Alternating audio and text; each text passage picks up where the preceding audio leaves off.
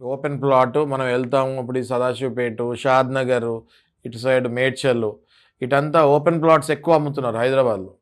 టకామని మీరు రేటు పక్కవాడు 30,000కి అమ్ముతుంటే వీళ్ళు 15,000కే ఇస్తున్నారు వీళ్ళు. ఒక్కటే ప్లాట్ ఉంది, ఇంకా మేము మళ్ళీ రేపు వేరే పార్టీస్ కూడా ఉన్నాయి, మీరు ఇవాళ కొనుక్కోకపోతే రేపు వేరే వాళ్ళు కొనేసుకుంటారంటే టక్మని మీరు ఏం చేస్తారు? ఆ టెన్షన్కి జోబులో ఉన్న డబ్బులు కాస్త మీరు జోబులో డబ్బులు ఉన్నప్పుడు ఆగో టక్మని తీసి మనం ఇచ్చేసి అగ్రిమెంట్లోకి వెళ్ళిపోతాం.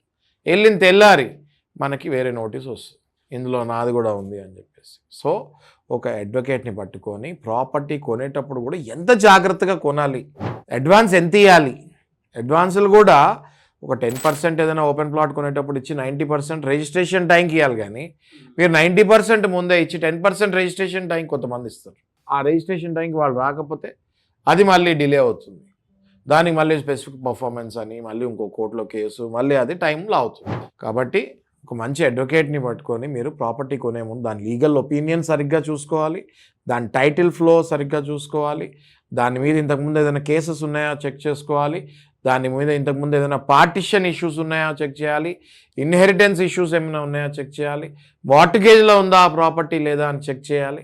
ఇవన్నీ చెక్ చేసిన తర్వాతనే మీరు ఆ ప్రాపర్టీ కొనడానికి ముందుకెళ్ళాలి తప్ప జస్ట్ నార్మల్ టోకెన్, చిన్న అమౌంట్ టోకెన్ ఇచ్చి మీరు ఫస్ట్ లింక్ డాక్యుమెంట్స్ అడగాలి. ఏ డెవలపర్తో అయినా, ఏ బిల్డర్తో అయినా, ఏ కన్స్ట్రక్షన్ కంపెనీ అయినా లింక్ డాక్యుమెంట్స్ అడగాలి.